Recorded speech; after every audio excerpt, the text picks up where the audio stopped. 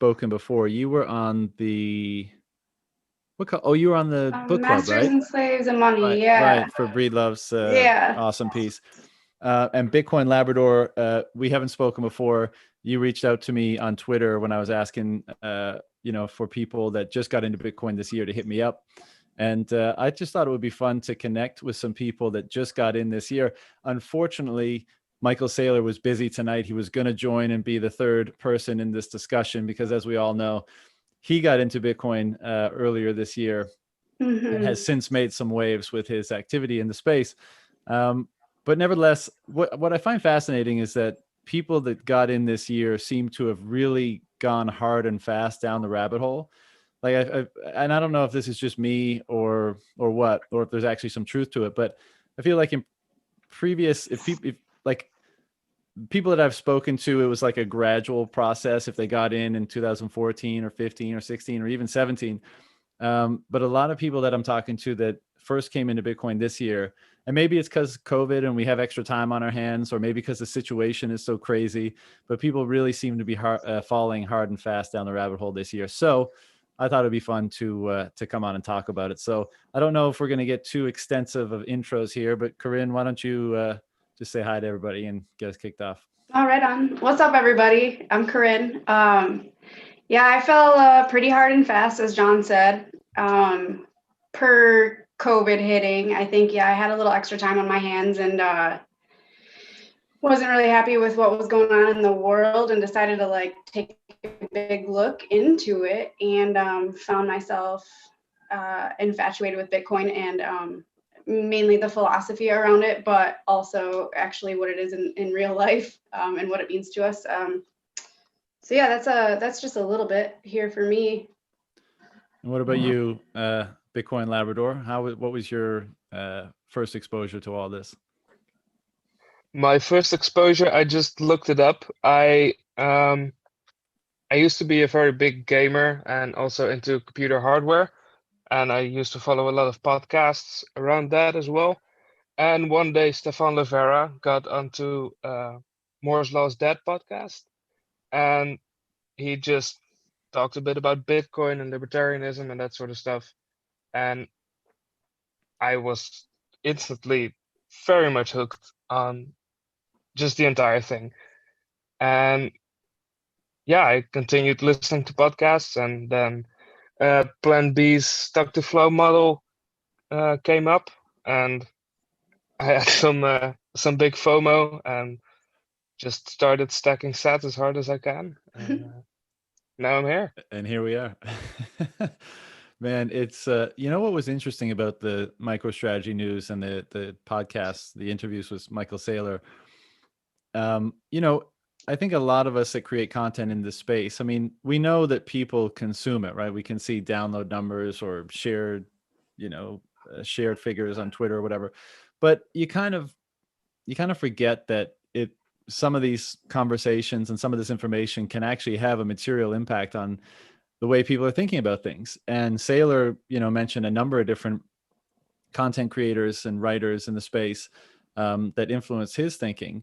And it's so funny, Lab, you just mentioned Stefan coming on. I think I remember when he did that because it was kind of like an unusual place to see a Bitcoiner as a guest or something.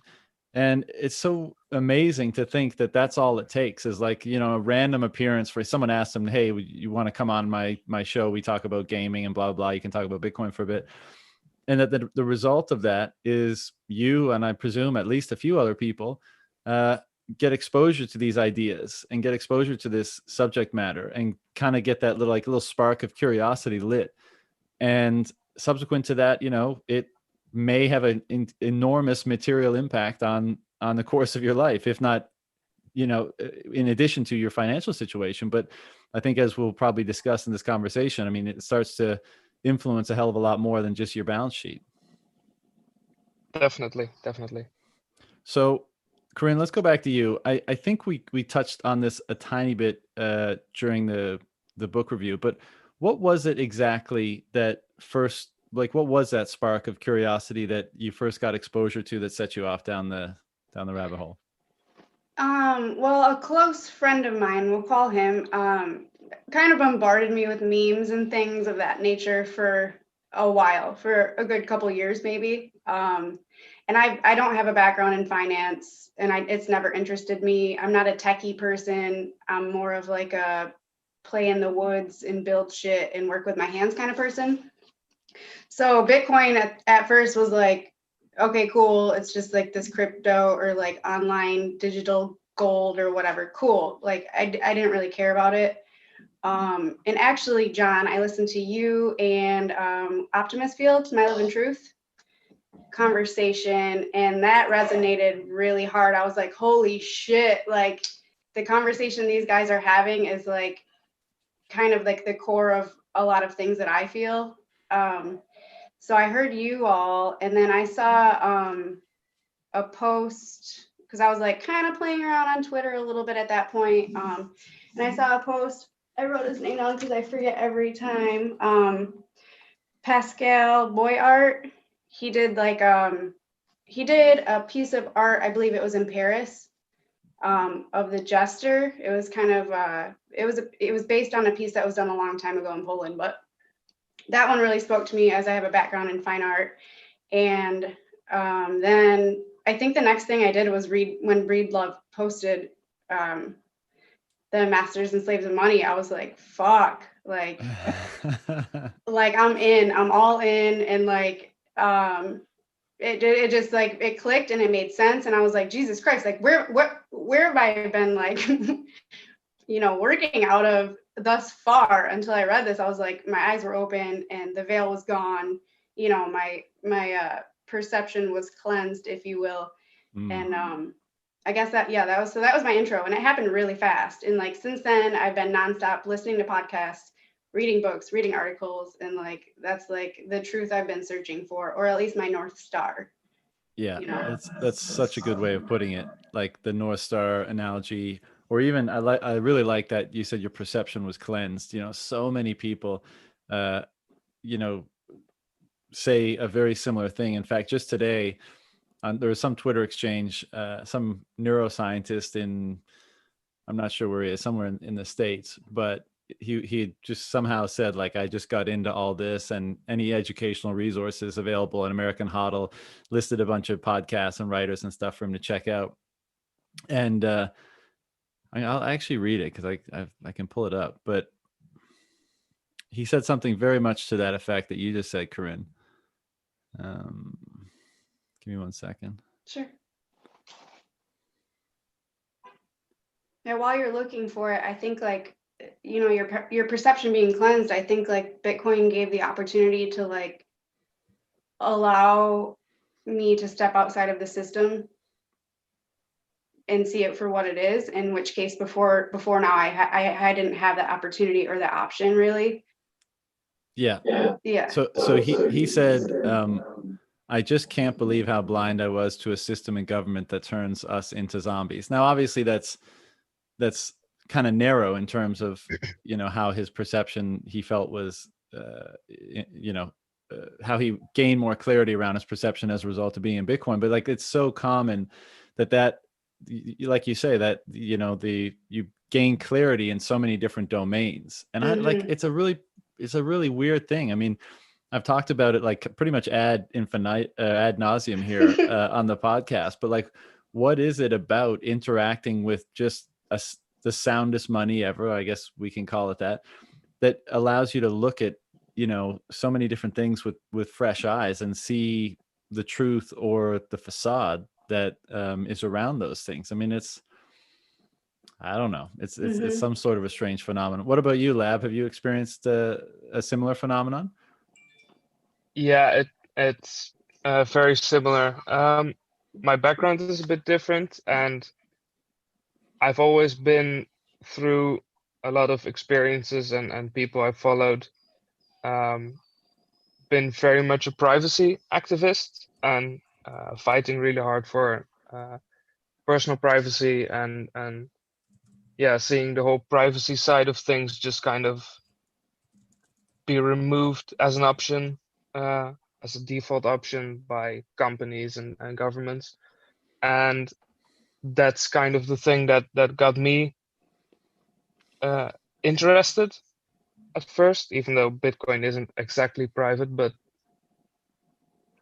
that's the kind of thing that opened my eyes. And I wrote down a quote from Stefan Livera from that first podcast I listened to, and he said, Bitcoin is a techno-libertarian solution for a techno-autocratic problem.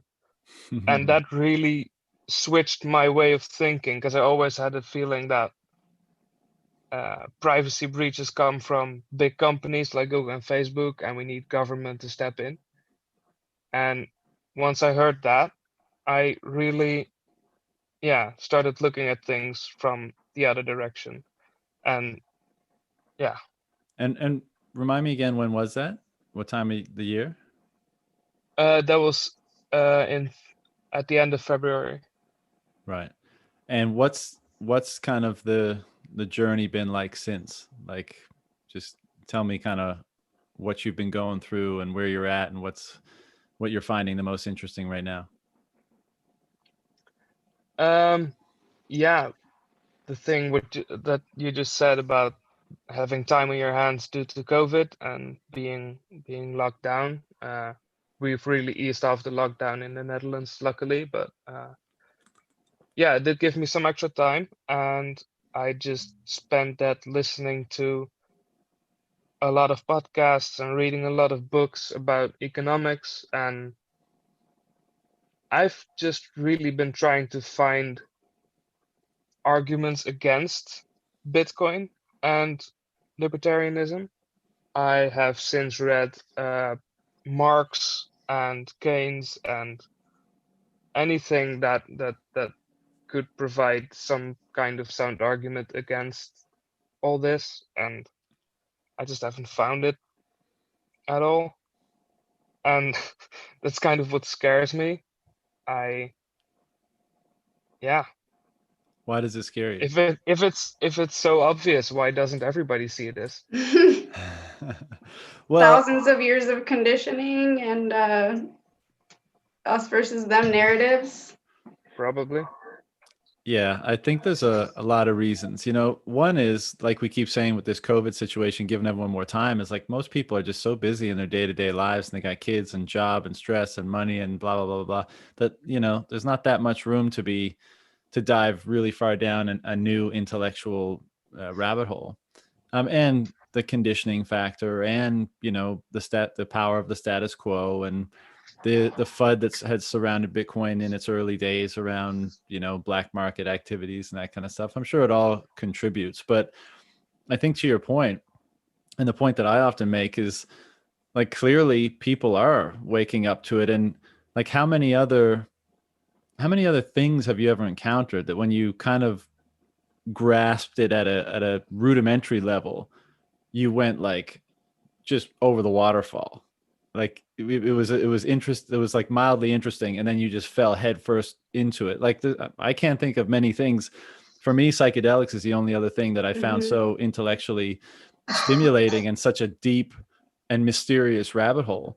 But other than that, I mean, there's not much. So I think, you know, I think this is inevitable, that people are going to increasingly find this interesting as long as it persists. And, you know, it's great that, I guess, we, for whatever reason, were drawn to it earlier than what's going to be the case for most people. So yay for us.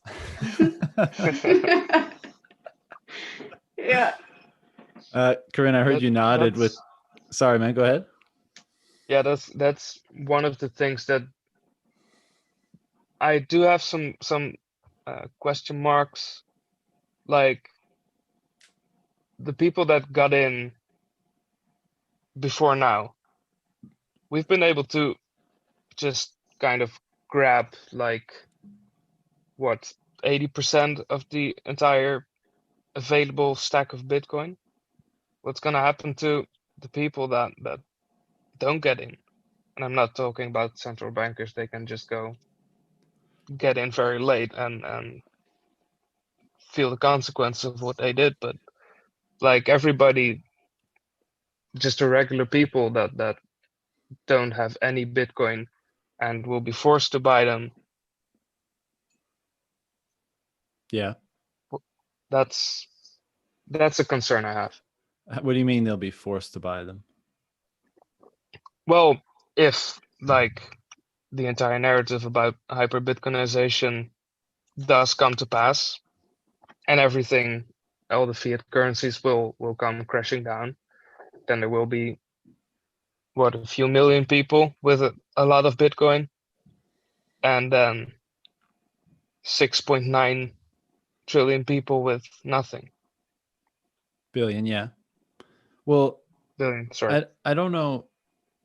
I mean, I know what you're getting at, but they'll be able to get Bitcoin the same way they are able to get money now. Like once this plays out, you know, and it's, let's say we're talking about a hyper Bitcoinized world. I mean, they'll exchange their labor or services or goods for Bitcoin.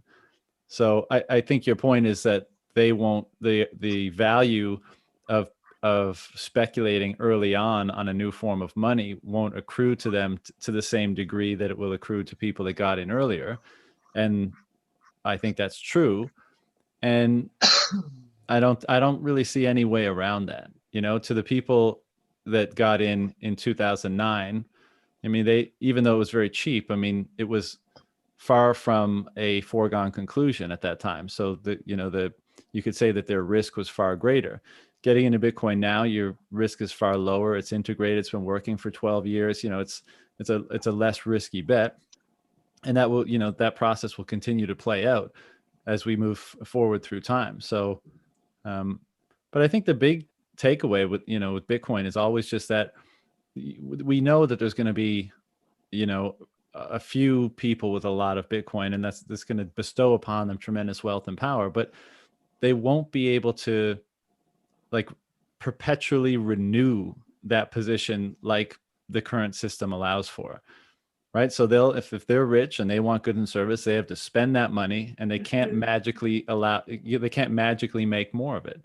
And so, you know, there will be a huge wealth disparity, but hopefully the world operating on a sound money will mean that, you know, people's labor is valued properly.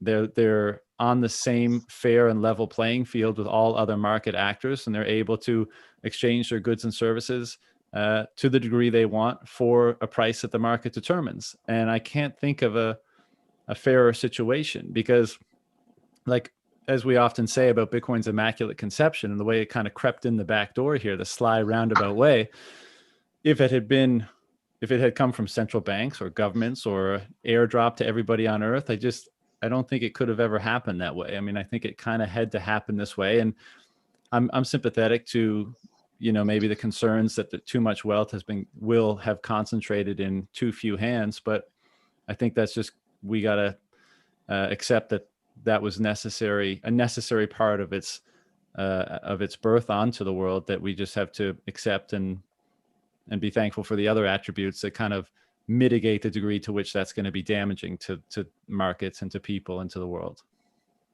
No, I don't disagree. I think there was no other way, but I think it's concerning that there might be a much higher degree of concentration at the start, at least.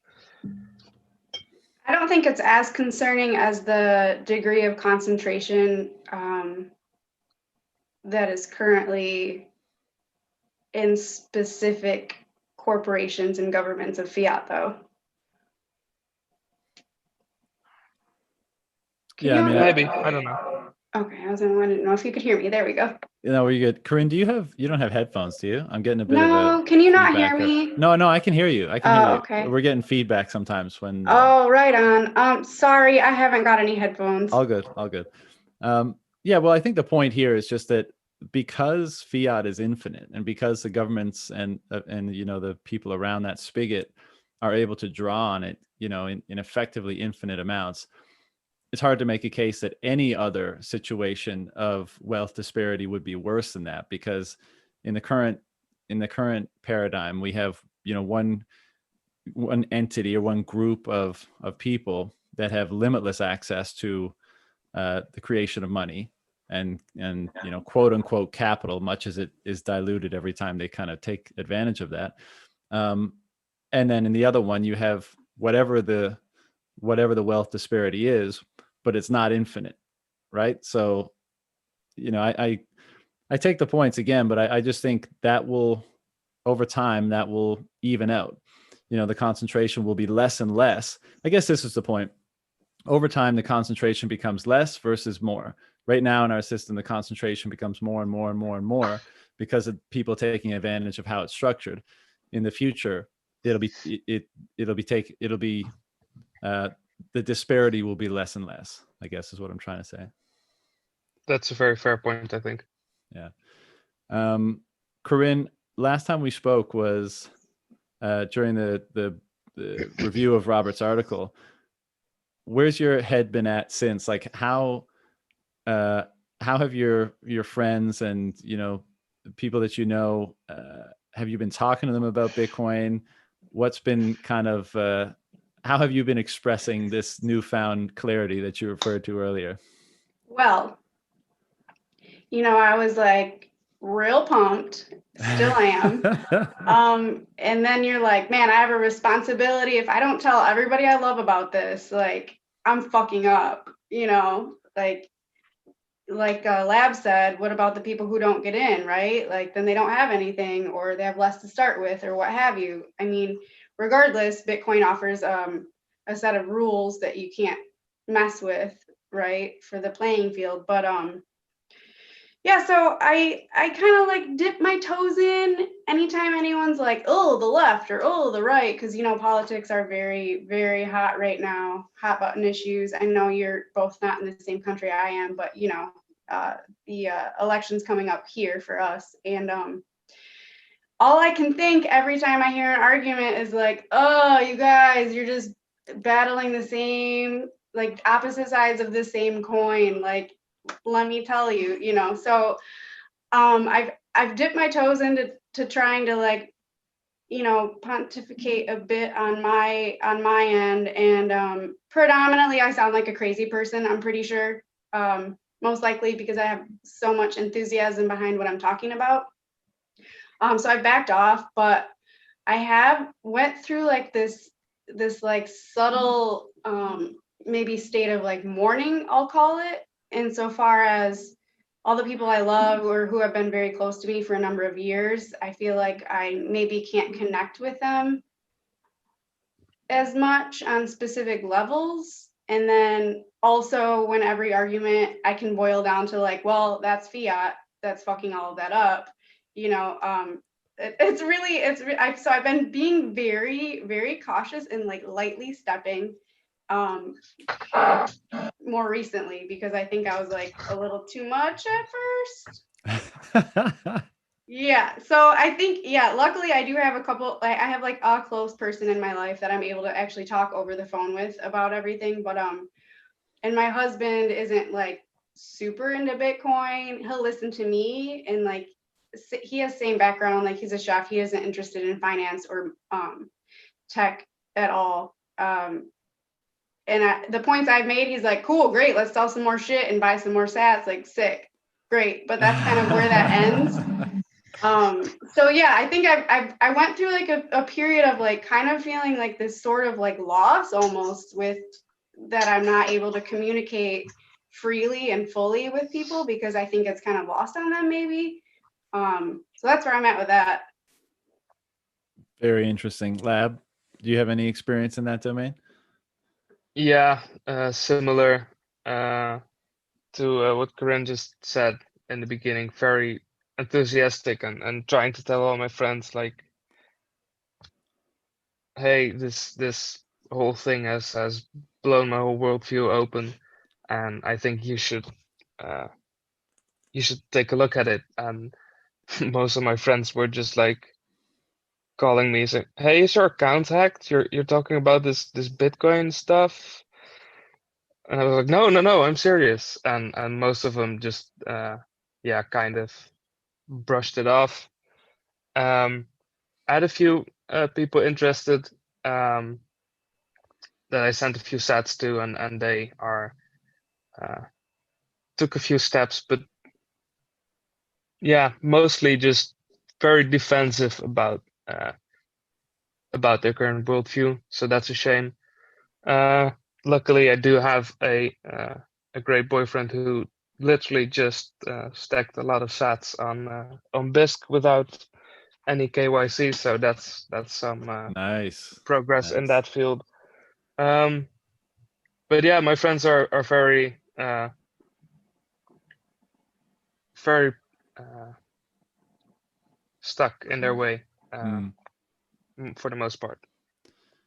You know, Corinne, what you mentioned about like mourning, like a subtle sense of mourning, I've never really interpreted it that way, but I know exactly what you mean. And I think it's tough, right? Because we're here talking about, you know, our perception being cleansed, again, to use that great term, and to be seeing the world through, you know, clearer, what we perceive to be clearer eyes, and to be able and to be seeing the truth of many things in perhaps a way that we hadn't seen it before. And of course, that totally reshapes how you see the world. You know, it really kind of delivers to you a new perspective on so many things. And to be encountering people where that process hasn't happened, maybe I'll say hasn't happened yet, or maybe it will never happen, but it hasn't happened. Like it's a very, like, a really obvious kind of divide between you and them. Like, you've got all these people, Corinne, like you were saying, in the States, who are super obsessed with the current political dynamic and what's going on, and people framing all of these issues in a way that to us seems so absurd now that we kind of see what underlies the many of these issues. And to be squabbling over those higher level symptoms and be treating them as causes versus actually looking down at the foundation of these things to try to understand how we may actually treat the underlying causes and get resolution of the symptoms higher up. I think all Bitcoiners and everyone listening to this will have some degree of, they can understand that sentiment to some degree, because we all find ourselves now in social environments, and, you try to be social and happy and kind of get along. But, it's so when so many of these highly charged conversations pop up these days, I mean, you really want to get into like a lengthy thing about why it's not, how they're perceiving it to be, why it is actually related, hard as it may be to understand this. It is related to the money, and all the other arguments around Bitcoin and money. But it's I guess it's kind of an isolating feeling, which is why it feels so good to connect with your Bitcoin homies, because it's the group of people that get it. Like, you don't even have to, after 2 minutes of talking, you're like, yeah, we're on the same frequency. We know what, I understand exactly what you're saying. So that's a tough part. And it's, it's really funny. Lab, you were saying that you've talked to a bunch of them and they're just kind of think you're a bit crazy, or they're not really interested. What do you guys think it is that, because they're seeing you totally different than you're seeing yourself and we're seeing ourselves, right? Like, we see ourselves as, trying to be as informed as possible and trying to attack this issue and understand this thing as deeply as possible, and relying on, the great thoughts and words of people that came before us, and trying to put things in a historical perspective, and trying to challenge our own assumptions about what Bitcoin is and how much staying power it has, and the influence of money and all the philosophies around that. Like, so we consider ourselves to be, deploying a lot of logic and reason to come to these conclusions that we've come to. But they obviously don't see us that way. I mean, presumably they see us, as maybe gullible people that, got attached to a fad and think it's all that. And it isn't really. And it's funny to me, because I think any one of us, maybe given our personalities, if someone had come up to us and, really spoken to us in that kind of a way, we probably would have responded positively to it. There's someone coming up, just calmly explaining something. But so many people seem, I guess, not responsive to that. Corinne, when you've done that, you said you kind of you've dialed it back a little bit. But, what would people respond to you when you try to explain how, maybe the issues they're focused on aren't the most important ones to be focusing on? I guess I've approached it in like the manner of like a lot of people that I keep, you know, in my circle who are close to me have good hearts and have like a good intention. You know, they're not like greedy bastards or shitty people. They want good things for everyone. So a lot of people align with maybe more of like a socialist ideal or viewpoint, but I think it's not, they don't understand what it looks like to get to what they're thinking about. Like, so I guess when I'm speaking with them, it seems like, okay, I think you're hacking at these like branches of evil, but what I'm talking about is getting at the root of it, right? And when I'm using evil, I don't really mean evil like good versus evil or morality. I just mean like, am I making sense when I'm saying good versus evil? Yeah, keep going. Okay, yeah. So I guess like their viewpoints on how to get there, how to get all these things for these people are like, yeah, but we're at that point, we're still under some person or state or group's rule and authority. So that's not really, I don't think at the heart of anyone, that's not what anyone's looking for necessarily, right? So I think when we start getting into that discussion, it seems like a lot of people are very connected to their ideals and their views and their beliefs insofar as that's their identity. So when we have a conversation, I think it feels like maybe I'm attacking them personally and not necessarily the issues that we're discussing. So I think that's where the big head butting, like, oh shit, okay, I need to back off. Like I'm really hurting these people's feelings, which like grow up here or whatever, but also I really love these people. I really love these people and I understand what they're talking about. So like I understand where they're coming from, I guess, because I was at one point there myself. So I think that's where I am right now when I'm talking about pumping the brakes, is like trying to understand, like I really have to like carefully weave these ideas into our conversations versus being like blatant, like this is the fucking problem and this is potentially the solution or the first solution in thousands of years, right? A decentralized money. But yeah, so I guess that's where I am right now. Right. Lab, what about you? Yeah, I used to be a very big socialist myself as well until I found Bitcoin. And I think the problem is mainly that you need to do a 180-degree turn. When you see from a socialist perspective, it's social. You want to care about other people. Mm-hmm. And when you think about capitalism, it's ruthless and hard and only about money. So how could anybody think that way? It's about people. You should care about other people. But when you actually start learning about how the economy works and how these systems, what consequences they have, it's the only way to have a social society is capitalism, I think.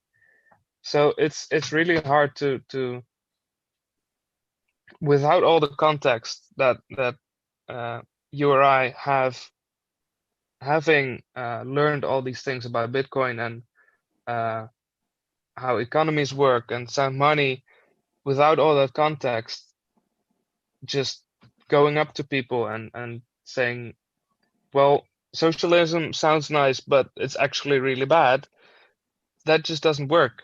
And I think, I don't know where I heard this, but someone on some podcast probably said that everybody needs a very specific part of Bitcoin told to them first that will resonate with that person.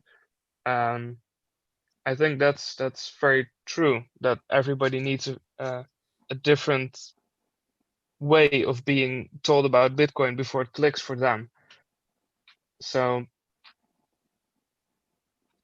yeah, I don't know where I'm going with that any further, but Yeah, I agree. yeah, I think I agree. it's I think that's why it's so important. On the benefit of that, I mean, Bitcoin is influenced, or Bitcoin's gravity pulls on so many different things that I think that gives us a lot of opportunity, or gives people rather a lot of opportunity to have those entry points at different places. Like you may, well, I mean, if you're coming from a socialist sort of philosophical viewpoint, I mean, you may be very against the libertarian viewpoint, so that's probably the wrong door for you. But maybe maybe some other doorway about decentralization being a kind of more robust system, and something that's more resilient, and maybe that has some interest to you for some reason, or whatever the entry point it is. But I think you're right that kind of people have to take the easiest route to getting into Bitcoin, and then after that, then maybe they'll begin to change their views on a great many things. I mean, this is what we're actually talking about today, and I want to break into that. But Corinne, you mentioned that a lot of people perceive it to be an attack on their identity when you challenge their beliefs or things that they hold to be certain in their mind. And I think that's true. And you might be able to boil down, people that generally are very open to Bitcoin as like certain people almost like to be wrong, and I would put myself in that category. Same. And because I want my thinking to be upgraded as often as it possibly can be. Other people, and I guess that is part of my identity, and it's a very kind of open identity to say, like, and I love a good fight, I love a good challenge, but the reason why I love that, I mean, there's a little bit of ego there too, because I like to win like anybody else, but you're a human being. Yeah, but I want to kind of get in the ring and see which idea is better, and I'm happy to accept the results of that. And obviously, a lot of other people, for probably deeper psychological reasons, they yearn for and gravitate towards certainty. And I think this is part of the reason why something like mainstream media or mainstream news is so compelling to a certain subsection of people, is because it kind of is that certainty that they can grasp onto and say, through this perspective, the world makes sense. So I'm going to rely on that perspective. And if you challenge that perspective, my world no longer makes sense. That makes me more insecure, and I'm going to reject that. And I have, I'm backed up by the authority of that perspective from mainstream media and the sources that it relies upon. So I get how, why, something that's so challenging to the status quo on so many levels would be perceived as an attack on people's identity, and why they might, as a result of that, be pretty adamant in refusing it, or refusing to learn more, be open-minded about it. But on that point, we talk a lot about how when you get that new perspective that comes as a result of learning more about Bitcoin and money and all that stuff, we begin to change ourselves as people, and our ideas change, our philosophies change, our approach to many different things in our lives can sometimes change. I know you guys have only been in this for a short while, but you seem to have fallen hard and fast. I'm curious what, if any, kind of changes have taken place in your own lives since you've been orange pilled. Lab, you want to go, or? Yeah, sure. Mainly it's a lot of things about time preference, and as soon as I learned about time preference and well, actually also having a hard money to save what you have, that just really turned my spending habits upside down. I wouldn't say I bought a lot of stuff, but there's still plenty of things I bought that I just don't need, and that's really gone down ever since I learned about Bitcoin. I really don't buy anything I don't need generally, and I spend a lot more time learning, and yeah, my spare time is mostly spent listening to podcasts, reading books, or that sort of thing, where it used to be spent gaming or otherwise just uh, yeah, kind of wasting my time. So yeah, I've become a lot more focused on just learning things and preparing for the future, I guess, and not so much just uh, living right now.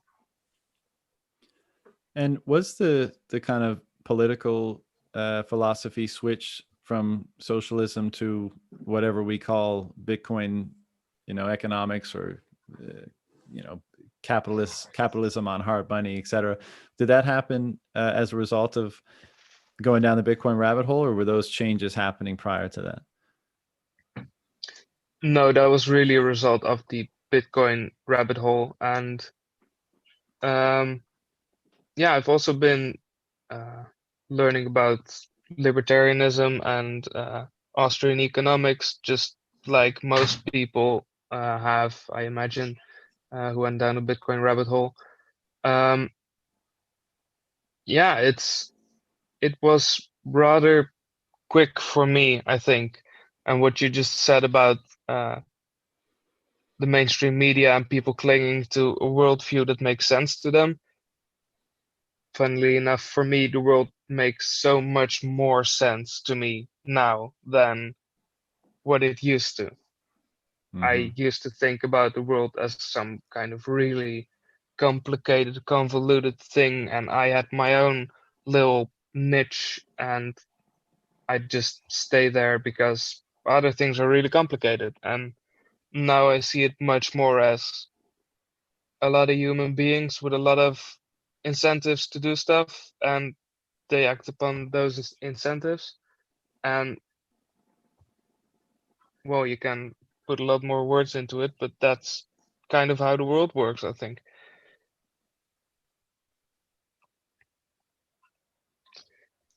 So yeah, the switch from socialism to a more capitalist mindset didn't take long for me either. Right. Because it just makes so much sense when you have all the Bitcoin people yelling into your ear. It's funny you mentioned that, because I think that's maybe another hallmark of a lot of Bitcoiners, is that the world never seemed quite right. It always seemed like something didn't add up.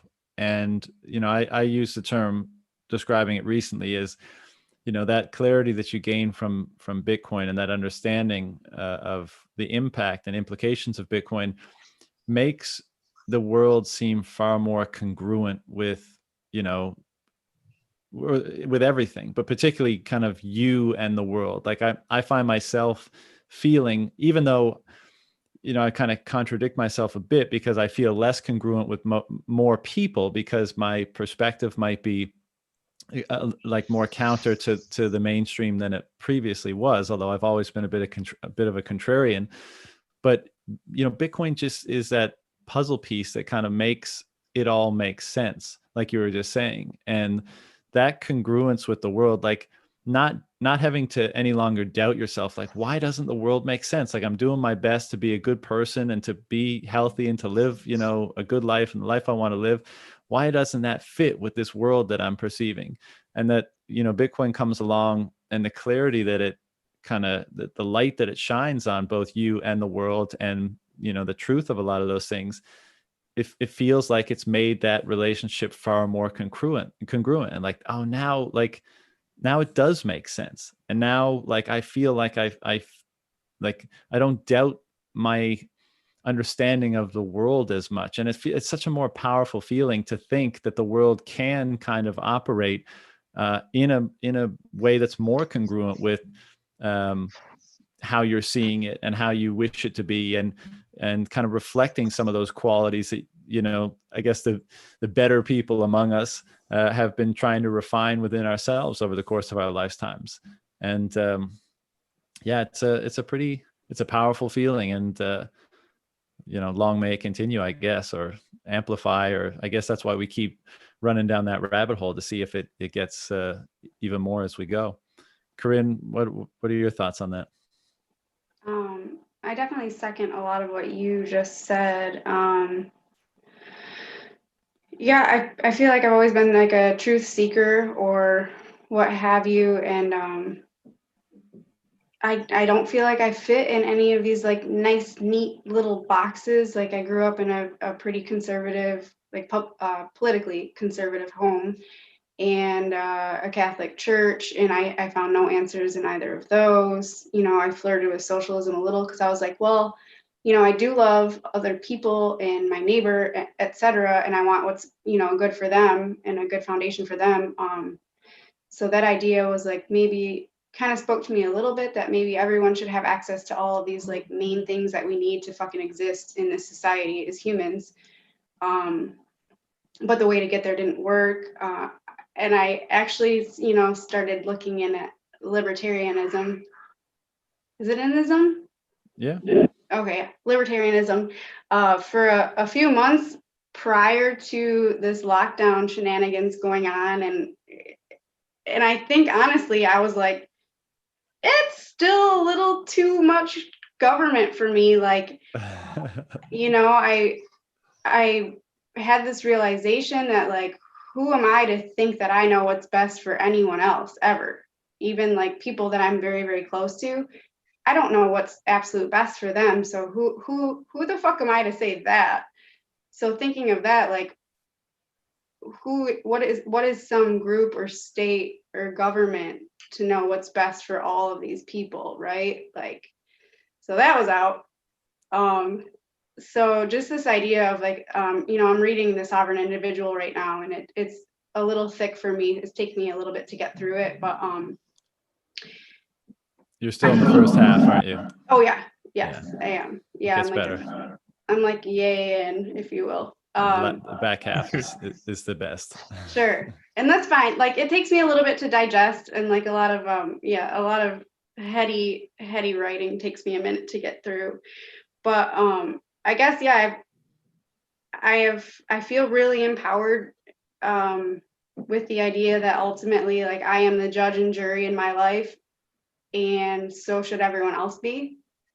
And I feel actually really like, aside from like the little bit of mourning idea that I feel with losing maybe touch with some people close to me, I feel like lighter knowing that this option is here now through Bitcoin, because without it, shit, I was like running around looking for these truths or these answers, and like you said, like psychedelics like obliterated some like very deep grooved pathways that I was taught, which was awesome. But then I was left with like, well, so still like, what is this, and where are we, and what's going on here, and what are we supposed to be doing with this life, and what is this world? So yeah, I guess just having like this solid ground and this foundation to stand on, and go ahead and like, it's fine with me if it changes, along the way. Like I'm all about being flexible versus rigid, because rigid breaks. And I guess that's where I am. So I'm really happy with that. I have something solid to stand on, and that I have something outside of this whole system to exist within and look at that on. Mm-hmm. If that makes sense. Yeah. When you say you're fine if it changes, what are you referring to? I guess I just mean like whatever my truth is, like I'm fine with if that changes now. I think I was looking for a long time. I was running around looking for like this like definitive thing. And now I'm like, oh, it's cool. Like we live in such fragmented realities within all of our brains. There's no fucking way we all have one legitimate truth that would make sense and resonate with all of us. So I guess that's what I mean by I'm fine with it. If it changes, that's fine. Yeah. But now I know, cool, we have this fucking new money, which is a new universal language, which is a foundation, a bedrock. In and of itself, it's a new technology. It's a non-violent defense mechanism. Like there's so many beautiful things that are stemming out of this and like giving us this space to create a new world, which I'm pretty pumped about. Yeah.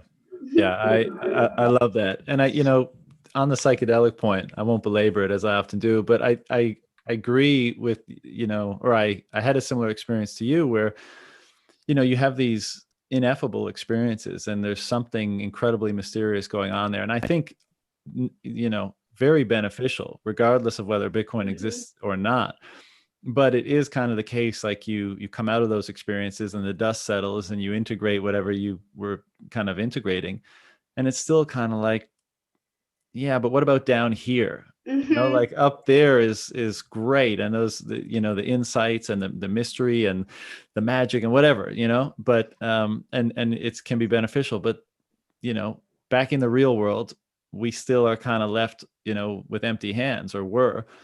And that's why, something like Bitcoin is so amazing, because it's something that resolves so many things now down here in the real world, that we can actually kind of almost affect some of that change that you gain clarity. Because, psychedelics are another thing that, what was that term you used earlier? Like cleanse your perception, right?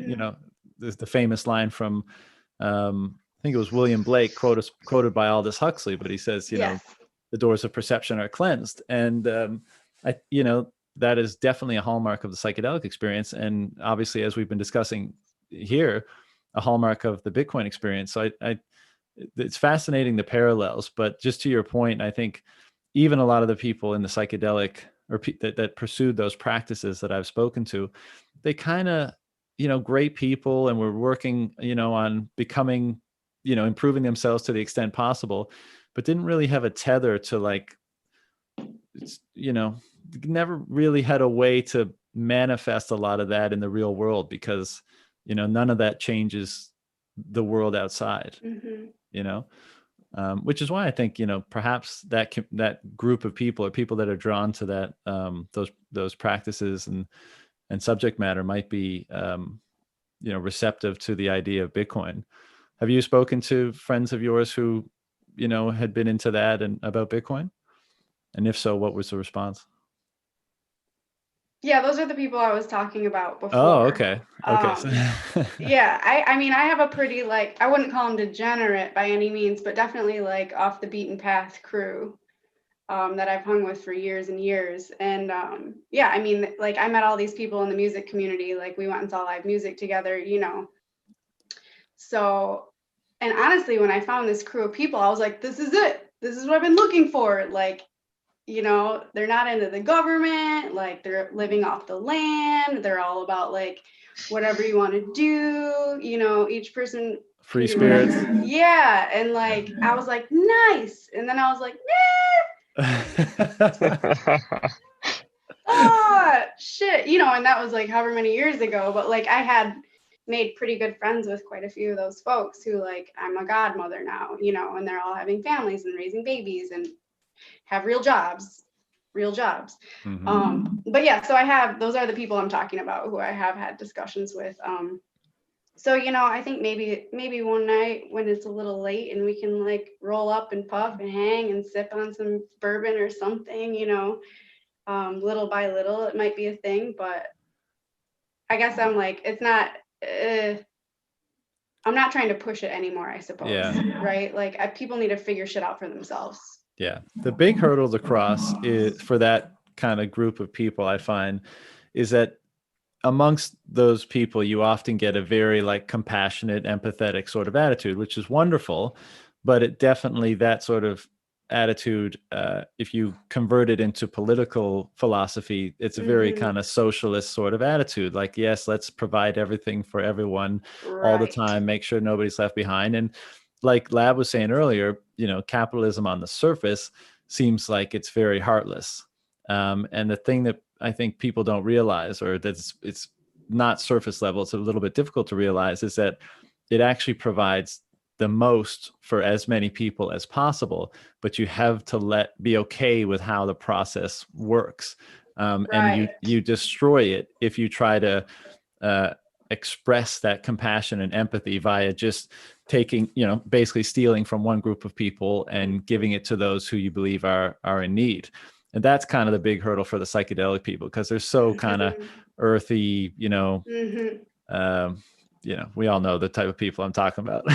Your face, what you just said that. Yeah, totally. And like, I mean, I was in the boat of like, fuck capitalism, money's evil, but I didn't really understand what capitalism was or what money was. I was just spewing nonsense. And then it turns out like, oh, capitalism is a beautiful system that really maximizes growth and collaboration and creativity and lets the community weed out the bullshit if you let it work naturally without, printing fucking money and keeping shit alive that should be dead. So like what capitalism actually is, I think is beautiful. It makes perfect sense. Yeah, and I think maybe the terminology is kind of fucked at this point, but like, because it's just freedom. That's what capitalism means. You're free to exchange your labor and goods with anybody else, and nobody can surreptitiously take things from you via inflation or any other way. And like the discussion about how you manage property rights and that kind of thing in a system is a good conversation to have. But capitalism has been so tainted by the way people have used it over the last number of years, where it's like the freedom argument, at least I would like to think people will be, especially that group of people, will be more receptive to. It's like, look, let's forget all the isms. All we're talking about is allowing people to be free. And if you want to work for 2 hours a day and charge $20 an hour for your labor, have at it. And if you want to work 80 hours a day and charge $10 an hour for your labor, do that too. And if you want to sell beer, or if you want to sell tennis rackets or whatever, you're free to do that. You're free to make that choice. And I'd like to think that people would have less of an issue with that type of framing. But we're, in many cases, and The Sovereign Individual is such a great book for elucidating and digging into this process, but we're kind of so far down or in the latter stages of kind of statism, I guess, that so many people just have a very difficult time with imagining a world with like very small or no state that's in charge of allocating resources so that people have healthcare and education. And yeah, but what do you do about these people? And what do you do about these people? Like nobody. What about the roads, John? Yeah, well, exactly. And I mean, I get that all the time when this conversation comes up. And like, don't you think in a civilized society, people should be, we should provide healthcare for people? And it's like, no, because I think if people want it, the market will provide the absolute best options available.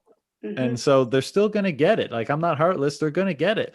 But if they actually want it, the market will provide it. And if they don't want it, it won't. And it'll provide it if they do, they'll provide it in a better way at a cheaper price, et cetera, et cetera.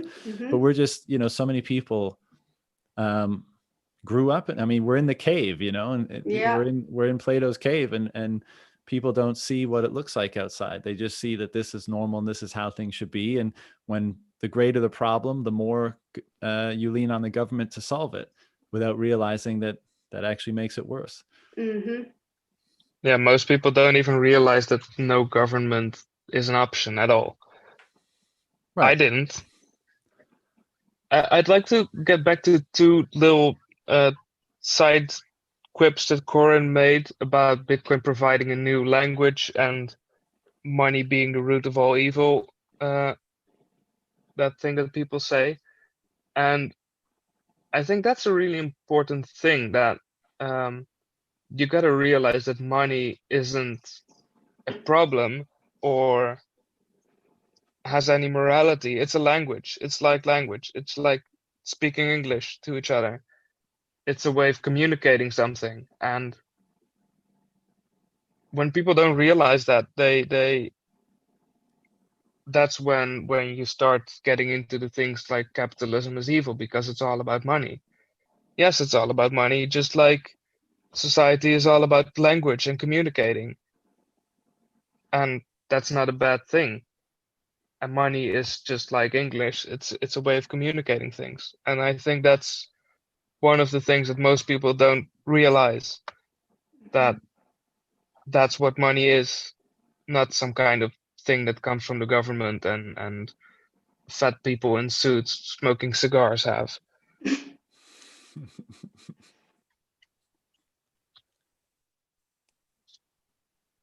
What was the second thing? Yeah, the money being the root of all evil part Oh. that she said. That's the way most people think about it, and that's how I used to think about it. But it can't be. It's a way of communicating. It doesn't have morality. It's a Yeah. tool. Yeah. Yeah. That's it. 100%. Mhm. 100%. It's got a bad reputation at this point. But the other thing is, I was listening to Powell recently and his Fed statement or whatever, and people seem to be, well, we've been conditioned to think like price stability. Yes, that's a good mandate. That's a good thing to do. And I think we'd all be better served by people being more familiar or kind of normalizing the term. We don't want price stability, but we want the price signal to be pristine. That's what we want, to be as uninfluenced and as unmanipulated as possible. That's the highest ideal for a money, a pristine price signal. So even gold, I mean, its price signal was to some degree not pristine because it has new supply that comes online every year at around 2%. And that means it'll always kind of influence how it's used. So I think, that's just a side note, but there's so many narratives that need real shaking up. And like we often say, I don't think most people are going to come at this from an intellectual perspective. I think most people will come at this from a necessity and or greed perspective, whether they think Bitcoin is ripping and they want to be a part of it, or people start demanding Bitcoin for payment for products and services, or the Bitcoin economy grows and grows, and maybe they're opportunistic and they want to be a part of it. And as a result, they have to accept it. But, this conversation right now gives me so much enthusiasm and hope, because like 2 years ago, if I bumped into you guys on the street and we just like hypothetically had coffee together and we're like, let's talk about our worldviews about stuff, like I'd probably hate both of you guys because like Lab, you would have been like spewing the socialist nonsense, and Corinne, you probably would have been like a little more on the, like the earthy group that I was talking about. Let's just love each other, man. Yeah. None of that even matters. No one needs money. Right. Yeah. And I'd be, like biting my nails off trying to stay there talking to you guys. And but here we are, short, 12 months later, or, and you guys, and don't get me wrong, it's not, I would have been the same way, however many years prior. I mean, my point is just that this information is pretty much realistically rapidly spreading amongst lots of different people, and it's really impacting how they think about things. And like that's amazing. I'm always blown away at how profound a shift in perspective this thing delivers to people when they kind of earnestly go about trying to learn about it. So there's hope for the world yet, I guess, is my point. And that's why I'm so stoked about, like, I don't know, there's a shit ton of podcasts available, and like people are making art about it. People are making, like, Citadel's doing like some dope stuff, like all the things coming out that speak to me that like years ago I wouldn't have been in here, right? Because like I never cared about finances. I never cared about tech stuff. So like just this whole movement of all these people like understanding what Bitcoin is, or like as much as they can with their lens, but then doing like their shit that they're pumped about in the name of that is so 100%. cool to me, because it's like, how many people are they speaking to that other people wouldn't have, right? And like I saw someone on Twitter like saying something about like all the Sailor interviews are all the same or whatever, or these pods are all like basically the same story, but it's like maybe, but you don't know who's listening to which pods, right? So like that message is getting across in so many different ways in that point. So I think that's what I'm pretty pumped about right now, is like people finding their voices. Totally. And, like Bitcoin is money, right? So it's going to be related to anything that you might want to do. And so people, as you were saying, like they might get into Bitcoin and be like, there's nothing really I can do here because I'm not into tech or I'm not into economics. It's like, no, this is money. You can do whatever the fuck you want and relate it to Bitcoin somehow. Yeah. You can make t-shirts, you can play video games. I talked to a guy last night on the pod who was saying when he first got into Bitcoin, him and his brother, they like making like craft beer or whatever. And they went up to some festival and they printed out their receive address QR code on their t-shirts and walked around with a keg and was just like, if you scan this t-shirt and pay me, I'll give you a beer. Hell yeah. That's so dope. Yeah, it's awesome. Nice. And there's so many small businesses and projects popping up on the space right now. Like I had Scott Gibley, who made this game, Shaw Emery. It's like a card game for learning about Bitcoin for, kids and stuff like that. Nice. The guys at Crypto Cloaks are making a lot of cool stuff. Like everyone's just kind of realizing that, no, this is an economy. And so I can plug into it in whichever way I think I can provide value.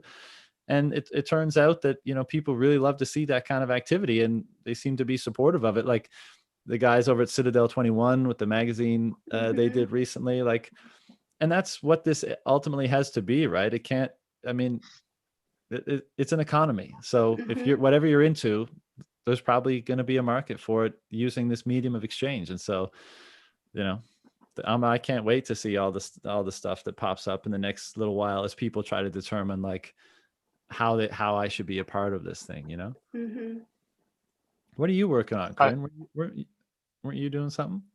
Who, me? Yeah. Weren't you doing something in art, t-shirts? Am I? Oh yeah. I'm working on, so it's the end of my busy season for my business that I'm running. And then I'll have some more spare time in the winter. So I'm working on some woodcuts. Cool. / screen prints, that are like Bitcoin mushroom psychedelic inspired. Oh, I'm all over that shit. Yeah, like cool. And like I shared it with someone else in the Bitcoin space, just the idea barely visually and verbally, and like their take on what I was trying to say was like 100% different than what I was actually saying. But I was like, beautiful, perfect. That's what art is, right? Like you interpret it however you want, however it moves you. So I was pumped about that. So yeah, I'm working on that. Sick. Can't wait to see it. Lab, were you going to say something there? Yes, I was. I forgot what it was.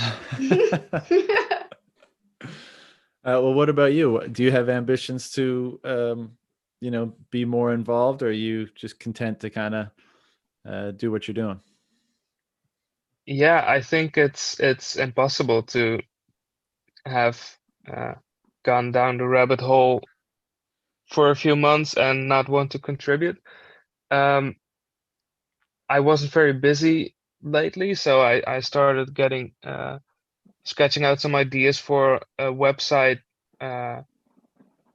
that really just guides new and no coiners to a holistic explanation of what Bitcoin is. Fortunately or unfortunately, I got very busy again, so that's not really gotten off the ground. But yeah, that's something I really still want to do. Just make a tool for making Bitcoin accessible and explaining just really simply why it's important and why we need something like Bitcoin for our future. It's hope. That's exactly, that's a really important thing. Yeah, totally agree, man. Do you guys are you guys concerned about political climates, not just in the US, but just, with COVID, everything going on? Do you guys give consideration to citadels in whatever form that may take for you? Yeah, it's really weird what's going on around the world, and a lot of people just are okay with whatever the government pushes onto them, as long as they say, oh, it's for public health or it's for the public good. And yeah, I have been just kind of prepping for whatever may happen. I don't think it'll get quite so crazy here in the Netherlands. We have a pretty good track record of being a pretty chill country, even though taxes and stuff are very very high. But yeah, I have been just more looking at if things go wrong, where would I go? Where can I go? And yeah, no like actual serious plans, but I do have a good idea what I would do if things went wrong now. Do you not want to share that? Well, we have some family abroad, and we have some plans about how to where to put our Bitcoin and how to safely store it in case things go wrong. That's a quick summary. Hmm. Yeah, I'm definitely got some arms. I'm really going like Annie Oakley over here, actually, which my pops would be very proud of, or is very proud of, probably. Like I grew up shooting bows and guns and fishing, and my brother and my dad were trappers and what have you, and I strayed from that for a long time. But now, you bet your ass, I have some stuff to protect whatever I need to protect. Yeah, baby. And I'm so pumped to go to the shooting range and shit. So pumped. And we don't live in that large of a city. We're outside of the city, but I'm eyeing property. We're eyeing some property in the middle of nothing. So I don't know how long it'll take for fiat to crumble. But I've heard a lot about hyperinflation happening sooner than later. And I think Bitcoin being in place is super great, but I don't know that the transition is going to be extremely smooth. So yeah, I have some protection and some space I'm looking at outside of the city for, I think my husband wants to get a turret, and we're talking like, moats and dogs. Oh, shit. I mean, whatever. That's probably bullshit. But yeah, definitely dogs and guns, and some space outside the city. Absolutely. Don't fuck with you guys. No, definitely. There's just, I don't think there's any way things are going to go completely smoothly. I just hope fiat crumbles slowly and enough people can learn about Bitcoin and peaceful ways to transition away from that. But yeah, it's not gonna be fun, whichever way you put it. Yeah, I think we all see that and agree with that. Corinne, safe to say that your attitude towards guns changed this year as a result of going down the rabbit hole, or had that been changing for a while? Yeah, I had this, and it was probably like the earthy and whatever way. But like, man, if I think I need guns to protect myself, like, am I bringing this like violence upon myself idea, but like years ago, and then my fella's dad passed away, and he inherited several guns from him. So I was like, well, fuck, I can't put my foot down about that. Obviously, like, he's a man and those are his dad's guns. Like, those are coming in our home. Fair. Yeah, but then I was like, pretty much right around Breedlove article and getting into Bitcoin, I was like, okay, I need some guns. I gotta get me some guns. like right now. Because like all this shit going on, yeah, I need to make sure I can protect myself and what's important to me. So yeah, you guys are lucky in the States. It's so easy to get your hands on some. Not so easy everywhere else. 3D print that shit, yo. Yeah, that's definitely an option. Although I wouldn't want to have to rely on those quite yet. Well, guys, this has been super fun as expected. Did you guys have any other things you wanted to touch on before we shut this thing down? Nothing specific for me. I had a lot of fun. Corinne? Yeah, nothing specific. I'm just happy to be here and talk to you guys. This has been really good, man. It's been really nice. Talking with Bitcoiners is great, isn't it? Yeah, yeah. Definitely. All right. Well, let's agree to do this again in the not too distant future, because I think I wouldn't mind this being a regular thing either. So I'll hit you guys up in a few months' time. We'll do it again. Well, thanks, John. All right, guys. Have a good one. Yeah. Thanks for Take coming care. on.